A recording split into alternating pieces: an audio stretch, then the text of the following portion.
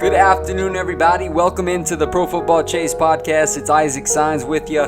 Joining me for an interview this afternoon is Miami running back DeeJay Dallas. Dallas is preparing for the NFL draft that's scheduled for the end of April and had a nice career at Miami. So DeeJay, thanks again for joining me. How are you doing? Shoot, I'm doing good. Trying not to get this coronavirus. I know, man. I'm telling you, it's crazy. The pandemic has a lot of things shut down right now, so make sure you're continuing to stay safe, which I'm sure you've been doing a lot of training still, huh? Oh, yeah, no doubt. No doubt.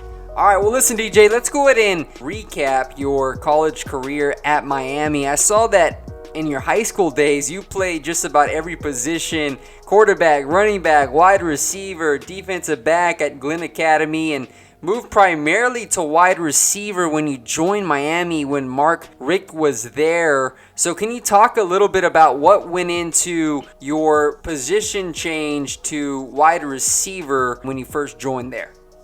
Like you said, I played a lot of positions, like from high school to my freshman year. I came in as an athlete to Miami and really didn't know what I was going to play. I thought I was going to end up at DB, but I got moved to receiver, and our running back got hurt my freshman year, I think it was like the fourth or fifth game, and then Coach Rick asked me to if I wanted to play some running back, and I told him whatever was going to get me on the field, I'll do it. So I moved to running back, and 2 or 3 weeks later, I got I scored my first touchdown against Notre Dame as a running back. And speaking on that transition to running back, DeeJay, you really broke out your junior season here in 2019. You led the Hurricanes in rushing with 693 yards on 115 carries to go along with 8 touchdowns. So you were very productive on the ground. Can you talk about this past season and how you felt like your performance solidified your case to be a viable NFL running back? I just feel like my film just shows that I'm a versatile dude. Like, I can run between the tackles. I feel like I got better at running between the tackles from my sophomore year, or from freshman year to junior year. I can run between the tackles, man. I can catch out of the backfield. You can split me out. You want to do wildcat stuff, we did that. It's all on film, and one thing one of my favorite coaches always tells me is your film is your resume. Everything you put on film is your resume. So I think that this past year I really kind of proved to the naysayers that I was a legit back in this class. And man, I've always been the underdog, and that with that chip, man, I just feel like I got so much to give, you know. And I'm glad you brought up that versatility, DeeJay, because when you turn on your tape, man, you can see how you're able to create mismatches for opposing defenses there at Miami. I mean, you have linebackers, corners, DBs, edge rushers on their toes, because once you hit that hole, you're gone with that game-changing speed. And so also in the passing game, DeeJay, 14 receptions, 140 yards, and 2 touchdowns despite starting in just 10 games due to injury. You talk a lot about being an every down back in the NFL, and you kind of just mentioned it in your previous answer, but when you're talking to NFL teams, how have they been receiving your confidence in terms of what you can be at the next level? A lot of the teams that I've talked to, they really have been talking about like just kind of talking me up, man. Every time I talk to a team, they're always like, "Oh yeah, you play receiver, right?" And I'm always just so assertive to them, like, "Yeah, I can play whatever you guys need me to play, you know." And but the teams, I feel like they really just like my versatility, honestly. But because I'm not a small guy, I'm not like a skinny dude. Like, I'm a bigger dude, and I can do all the stuff that the little guys can do, you know. So I feel like they really like me, and they like my game a lot. Now, DeeJay, moving a little bit off the gridiron, Who are some people in your life that have been instrumental in your successes both on and off the field? Um, Off the field, I feel like my uncle and my mom were real pivotal in my life, and my stepdad. They all three of those people really helped me become the man that I am today, and I have a son and a fiance now, and they're also like a big impact on me. On the field, uh, Darius Slay, he just got traded to the Eagles, but he's been a real big influence on me. Grew up watching him play. We from the same city. That's my guy. Um, Cam Newton, I played on his 707 team, and he's like a brother to me. So they're always pushing me, man. It's a lot of dudes. I know a good bit of guys that are already at the next level, and they just push me, man. And just having a son and having a family, that also weighs into effect with me just going hard and going hard every day, and knowing that I have responsibilities to take care of, and just me really just wanting to prove everybody that I belong, and really proving myself that I belong in this game, you know. That's a great answer, DJ. Well, first off, congrats, man, on your fiance, and that's awesome that you have another meaning to your upcoming professional career. Now, DJ, what can you say about the Miami football program? I know that you had a coaching change, and it was Mark Richt when he first started and Manny Diaz this past season. But when you look at the program as a whole, how grateful are you for what it gave you? Um, well, just having two different OCs. I had Coach Rick, Coach Brown, and Coach Dugans as my first OCs. My first my first couple of years, and I think this past season I had Coach Enos, and they are like the first offense we ran was kind of like a spread, and we just ran a lot of zone schemes. And then this new offense that we got into, we did a lot of gap schemes, a lot of pin pulls, uh, outside zone, inside zone. We did it all. So I feel like just having that how can I put it? Just having those two offenses, it has made me a better player, and shoot, it really prepared me for what I'm about to get into with getting drafted and trying to make a team. So uh, I feel like I don't know. Miami football is really every year we say it's on the come up, but I think they got something with this new OC that they're getting. I think they got something. You talked about what you can do as a pass catcher, running the ball. How can you contribute on special teams?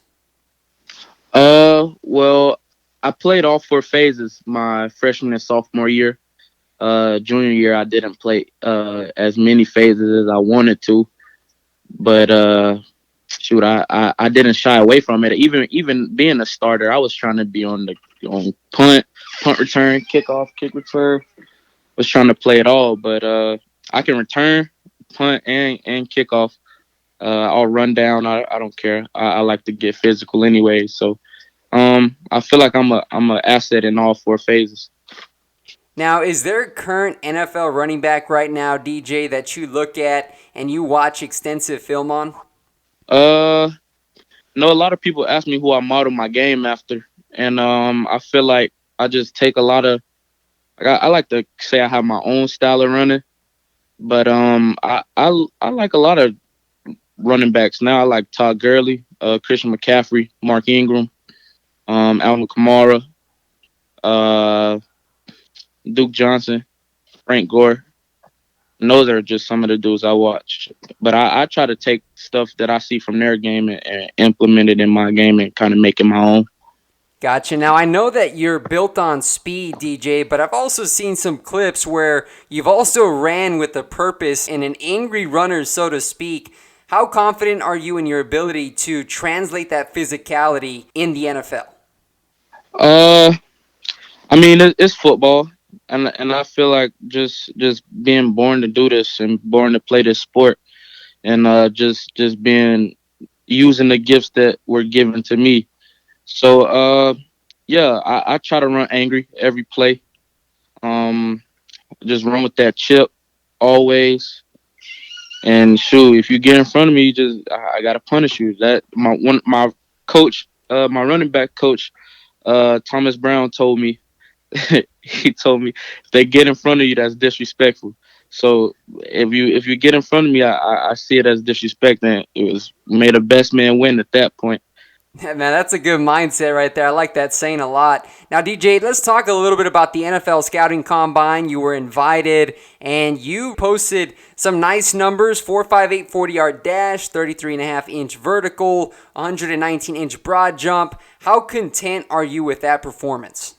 There's always room for improvement, no doubt, and I really feel like I can improve on my 40 time. That Man, the 40 was it's a mental game, bro, and the whole like the whole combine was a mental game, and I enjoyed it, no doubt. Like I have fun, I enjoy like being around a lot of great guys, and shoot, man, I was out there having fun, but the 40 was my big thing. I'm like, I just got to show the world that I can run, and I know I can run. I know I'm fast, and I clocked faster times than I clocked on TV or at the combine. So I was really just probably gonna run my 40 again at pro day and bench and then do some drills and show how versatile I am.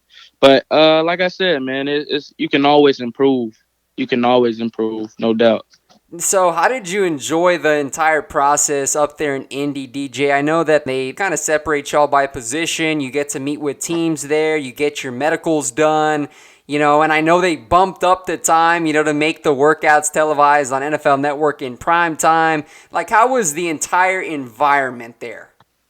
Man, the environment was great, honestly. I think the most stressful part was like the medical day. That was like the most rigorous day. But other than that, man, the whole thing was just a blast. I was having fun, especially like the field drills. I feel like we all came there to show that we're like real good football players, right? So like I felt like the field drills were the drills that were going bump me up, So I took the whole process serious, but like the meetings, I had to make sure the coaches knew that I knew ball, and they would test my football IQ with many different questions and test how quick I can react just on the board and through paper. But I just had to show. I went up there with a mindset of showing the coaches and the scouts and the GMs and the presidents of teams and the owners that I was not only a running back but a smart running back. So I went up there with a mindset and with an attitude and with a purpose, and I feel like I came out and I killed it. But I enjoyed myself 100%. Now, I've heard a couple of prospects that came out and said that they were asked some bizarre questions from NFL teams. Did you have any encounters with specific teams where they just really hit you off guard with some of the questions they asked? No, that's crazy because a lot of the guys that we all keep in touch like after the combine or whatever, and me and Jonathan Taylor, we got real close just because we trained together out at Exos Phoenix. But yeah, nah, they asked him some crazy questions and asked some other dudes some crazy questions, but they didn't really ask me like crazy questions. I got just like real basic football IQ questions and some rough stuff about. They just tried to teach me their protections and then drill me on that, and they were trying to confuse you. But other than that, man, I didn't get any crazy questions though. The only crazy thing I got asked was if I did drugs. That's it. That's like the craziest question I got asked. Wow, okay, yeah, I thought I'd ask you just because I've heard some other stories, and it's always interesting to learn what exactly goes on between those teams as you meet with them. Now, DJ, the Miami Pro Day was scheduled for April 1st. Has that been canceled considering the coronavirus outbreak? Yeah, the pro day was canceled. So I know it's hard on a lot of underclassmen such as yourself. You declared as a junior, and you're not able to go to those top 30 visits with NFL teams. And so I've heard from a lot of different agents that are really trying to find different ways on how they can help, underclassmen such as yourself get information out to NFL teams about yourselves. So how are you handling this entire process now? Now it's really just all about staying in shape and being physically fit and getting back in the game shape. You gotta kind of shift focus from kind of taking a like temporary shape. What I mean by that is drill shape. You just being there's a difference between being in drill shape and being in game shape. So now my focus is really getting like staying fit and getting back into game shape, man. I'm ready to play some football now. And lastly, DJ, before I let you go on this Sunday afternoon, what is your message to all the NFL fans out here? There's a lot of fans that listen to this podcast and the many player interviews that I've done so far. What's your message to them as to what they can expect when DeeJay Dallas lines up on Sunday afternoons in the NFL? Okay, so my message to fans, whatever team drafts me, whatever fan base accepts me, they'll be getting a fiery dude, a fiery warrior, bro. I see myself as a warrior. My mom raised me as a warrior, so every down, man, every down, I'm going 110%. I interact with the fans. I feed off the fans. The energy of the fans, I need that, So every down, man, every down, I'm gonna be physical. I'm gonna run hard. I'm gonna block my behind off, and we're gonna have some fun. We're gonna win some games wherever I go. That's a great pitch right there, DJ. Well, again, brother, I appreciate you taking the time to call in for an interview this afternoon. I wish you nothing but the best as you continue your preparations for the NFL draft, and blessings to you and your family. Oh, yeah, I appreciate that, bro. All right, man. Take care. Yes, sir. You too.